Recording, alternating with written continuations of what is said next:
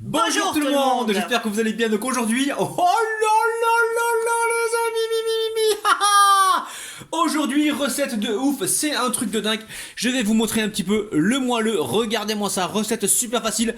Vous allez voir, elle est très simple à réaliser. Alors si vous n'êtes pas encore abonné à la chaîne Cuisine Rapide et que vous venez tout juste d'arriver, je vous invite à cliquer sur le petit bouton qui vous attend juste en bas de la vidéo, c'est marqué en rouge, s'abonner, cliquez dessus, c'est entièrement gratuit et en plus vous allez apprendre énormément de choses. On part en cuisine, c'est parti. Alors pour réaliser cette pâte qui est vraiment super facile, écoutez-moi bien les amis, dedans nous avons 500 g de farine, ici j'ai 3 cuillères à soupe d'huile d'olive, dedans ici avec l'eau, je vous dirai la quantité d'eau exacte tout à l'heure, j'ai 8 g de levure sèche boulangère ici, d'accord, avec l'eau tiède.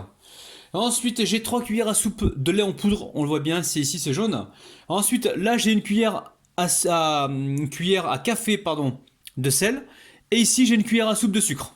Voilà, je vous dirai donc la quantité au fur et à mesure du temps. Alors, très simple la famille. Donc là, j'ai pris le robot.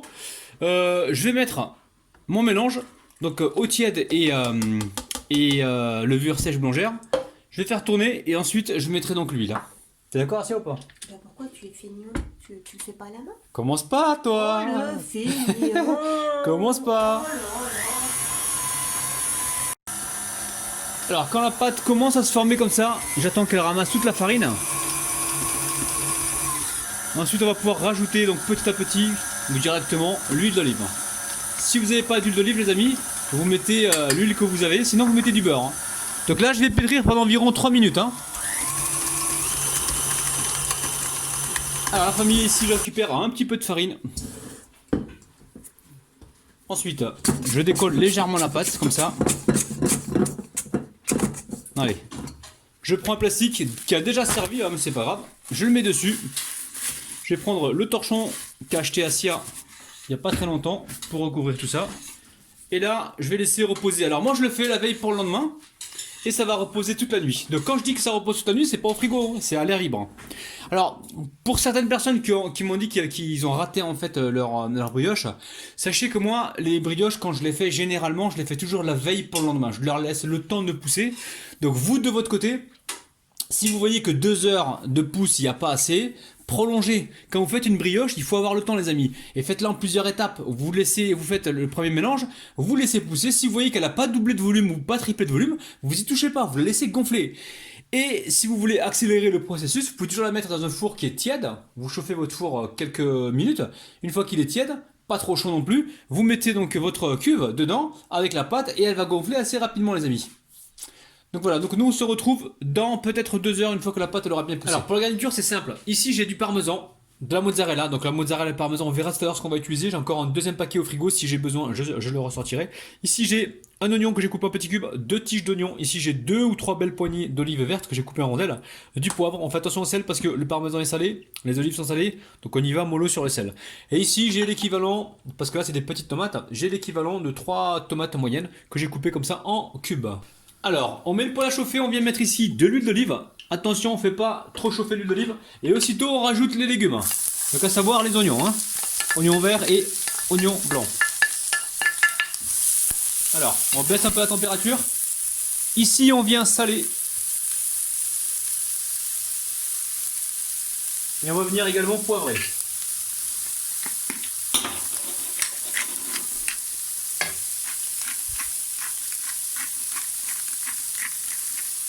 Donc là on va faire revenir les oignons pendant environ 3-4 minutes. Et ensuite on va rajouter donc les tomates et les olives. Alors, je n'avais pas parlé, on va mettre de l'origan les amis. Avec les oignons là, on a une bonne cuillère à café d'origan, ça donne du goût. Donc origan, voilà, origan. Ou alors du basilic, vous prenez ce que vous avez, mais l'origan ça représente vraiment l'Italie. Allez, on fait revenir tout ça, ça sent très bon les amis. Alors ensuite on rajoute les tomates. Les tomates et les olives aussitôt. Alors attention, rajoutez pas plus de sel, goûtez à la fin si besoin, parce que les olives elles vont vraiment apporter beaucoup de sel, et le parmesan également. Alors on peut mettre une assiette par-dessus si on veut couvrir, mais franchement le but du jeu c'est quand même de se retrouver avec le moins de liquide possible, pour ne pas que la garniture détrempe la pâte. Donc là on va laisser cuire, je remonte un petit peu le feu, je mélange de temps en temps, et on va laisser cuire tout ça. Donc là ça y est c'est cuit au bout de 7 minutes environ, une fois que j'ai rajouté les tomates. Donc là, le principal, c'est qu'il ne faut pas qu'il y ait de jus en fait, les amis. Hein. S'il y a du jus, ça va détremper votre préparation. Donc là, on passe à la suite. Je vais voir tout ça sur une assiette, la même assiette qui m'a servi tout à l'heure de mise en place. Voilà, on va laisser complètement refroidir. Alors, ma pâte a bien poussé. Je vais venir la fariner. Alors moi, je le fais toujours la veille pour le lendemain, les amis. Hein. Mais vous, je vous ai dit, hein, laissez au moins 2 heures pousser. Tant que ça pousse pas, n'utilisez pas votre pâte. Hein. Laissez-la bien pousser. Alors, on va remettre un petit peu de farine sur le contour et décoller la pâte. On farine également le plan de travail. Donc là, on a une pâte qui est un peu collante et c'est normal, les amis, parce qu'il faut qu'elle se colle entre elles tout à l'heure pour réaliser nos galettes. Alors, je reprends un peu de farine. Hop là. On va faire le pliage habituel. Donc, on rabat la partie supérieure. On rabat également la partie inférieure. Alors, on va s'aider avec la palette. Je sais pas où est-ce qu'elle est. Hop là. Elle doit être par là. Voilà, la palette. Donc là, je replie une partie là. Et je replie comme ceci. Et là, on va se faire des petits pâtons. Alors, de quelle taille, je ne sais pas, les amis. J'essaie de le faire à l'œil. Hein. Alors, je vais récupérer... allez, on va couper ça en combien? Je vais vous dire ça, les amis. 1, 2... Allez, en 4, les amis. 4... En 4 ou en 5, les amis. Tiens, aujourd'hui, je suis généreux. On va le couper en 5. On est 4 à la maison, mais on va essayer de trouver un 5e invité. Alors, on va les bouler. Donc, très simple. On récupère comme ça sur le plan de travail. On farine pas trop ce côté-là pour éviter que ça... Comment dire? Pour éviter que la pâte ne refuse de se former en boule. Il faut qu'elle colle légèrement au plan de travail. Comme ça, elle va se bouler assez facilement. Alors, une fois que c'est fait, on peut également reprendre un petit peu de farine. On met dessus pour la décoller un petit peu. Et on la dispose sur le côté. On va faire la même chose avec celle-là. Donc là, vous écrasez la pâte comme ceci. Elle va coller au plan de travail. Et là, vous resserrez vos doigts. Vous tournez pour avoir votre boule. S'il y a besoin de rajouter un peu de farine, on en rajoute. Là, c'est très bien. Là, pareil, on écrase sur le plan de travail. On resserre gentiment les doigts. Là, on voit que ça colle un peu de trop. Donc là, je reprends la farine. Hop là. Et je la mets de côté. Alors, on va commencer notre petit montage. Là, il faut être vigilant. Il ne faut rien oublier. Donc là, je récupère un pâton. Alors, on peut couvrir cela avec du plastique, hein, si vous voulez, pour éviter que ça sèche. Hop là. Là, je vais mettre un petit peu de farine. On va essayer d'étaler le pâton. Mettez pas trop de farine parce qu'on a besoin que la pâte se recolle entre elles.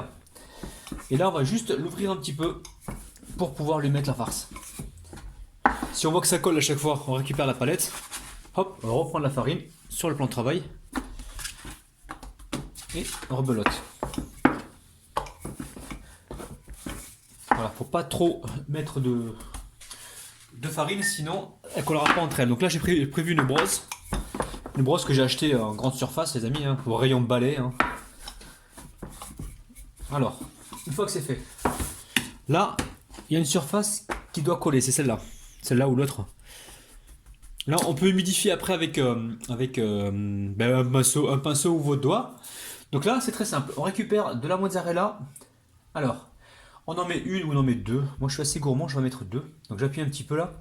Ensuite, je vais mettre ici, vous voyez bien les amis, ma garniture. Donc, ma garniture italienne avec de l'origan, des olives, de la tomate. Donc, assurez-vous qu'il n'y ait pas trop de jus dedans. Alors, on va mettre ça.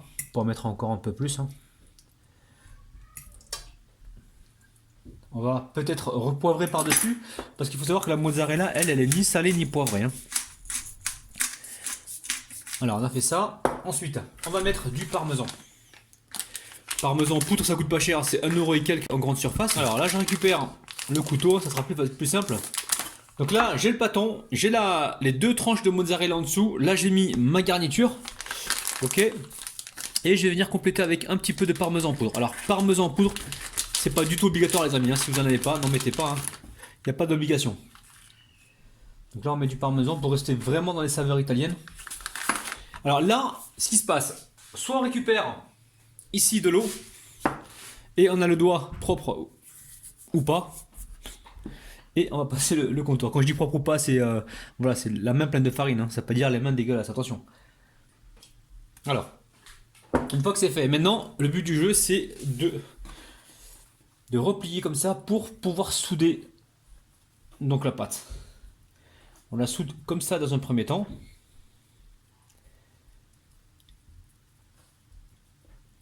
Alors, si on voit qu'on a les mains qui collent, qu'est-ce qu'on fait? On retrempe nos mains dans la farine, hein, d'accord? Et on vient souder comme ceci. Donc, très important. Là, on a soudé. Hop. Alors, vous avez le choix. Soit vous voulez les transformer en galettes, donc vous appuyez comme ça, vous leur donnez une forme ronde, ou soit vous les laissez comme ça. C'est vous qui voyez. Alors, pour l'instant, je vais mettre ça de côté et je vais attaquer la suite. Donc vous avez vu comment j'ai fait, hein. J'ai mis donc la mozzarella, les légumes, le parmesan, le poivre, vous pouvez en mettre si vous voulez ou pas. Et ensuite on forme donc nos petits farcis comme ça. Allez, je continue, on se retrouve donc ici. Alors on prépare la dorure, donc ici j'ai un jaune d'œuf avec 2 cuillères à soupe environ de lait. Et je vais mettre également un petit peu de paprika. Pas beaucoup, hein, juste une petite pincée. Voilà, une pincée comme ça, de paprika. Et on va dorer nos petits pains avec ça. Alors au départ je voulais le faire jusqu'à il y a 2 minutes hein. Je voulais tout faire tout ça à la poêle. On peut le cuire à la poêle, il n'y a pas de problème.